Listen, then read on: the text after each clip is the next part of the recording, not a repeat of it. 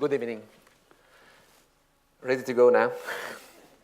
Okay, what I'm going to talk tonight is this project funded by the ESRC, the Economic and Social Research Council, looking at the impact of Brexit on European families and their children. The point is, what's the impact of a divorce after 44 years of membership? Not just on the economy, but on families, on the kids that are born within these families. This is what we're trying to find out.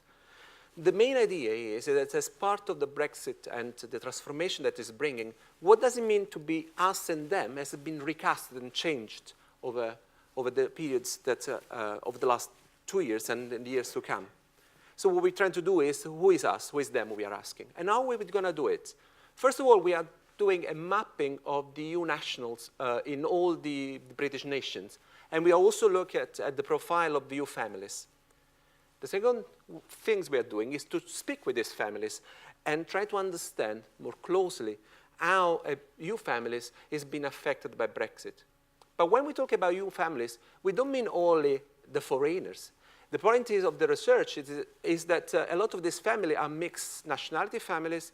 In not all cases, you have people with dual nationality, dual passports. So it's much more complex and complicated to separate drastically between us and them. And finally, we want to talk to the children of these families. They are born in the UK, and what we call them the second-generation Europeans, to understand how, in a context that has been very much in turbulent times, where the meaning of being British and European challenged, how are they positioning themselves? How do they understand who they are? So the mapping, as the first part of this research, what we are trying to do is to look at where EU nationals live in Britain, where the families live, and then and also find out about these UK-born children. We want to find out about the socioeconomic status, the context where they live in terms of how do they relate to the other non-nationals in that area. And then we look at how these things relate to each other. Just to give you an example, we talk often of the 3 million when we talk about EU nationals. Actually, according to the Office of National Statistics, it's at least 3.5 million people we are talking about. However, if you look at these charts, what is interesting is that there is a discrepancy between those that are born in Europe and those that have the European passports.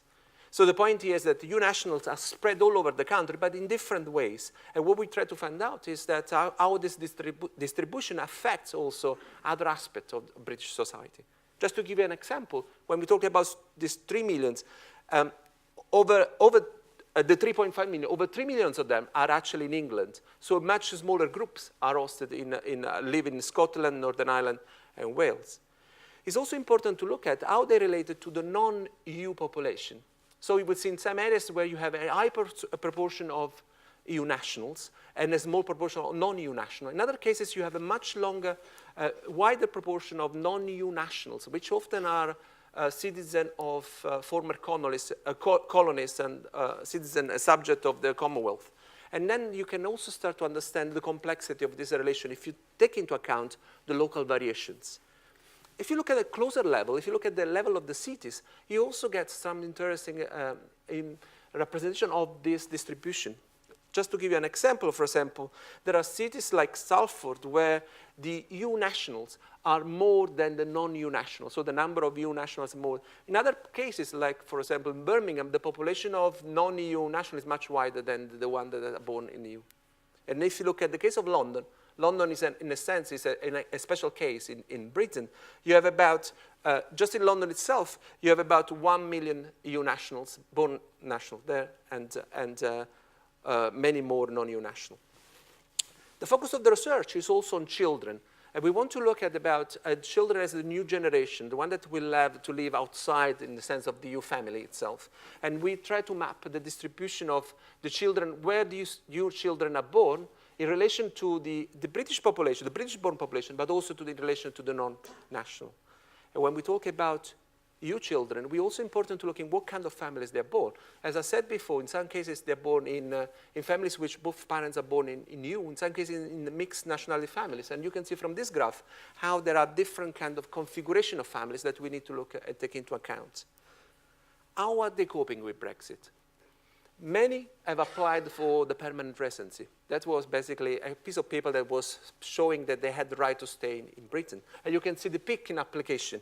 Interestingly enough, the one that grows faster are from the EU14, so the nationals of the old member state, which up until now they felt secure, and then suddenly they found that their position was threatened. But that didn't work out because basically the government said that the PR was not enough. So a lot of people are now applying for citizenship, for naturalization.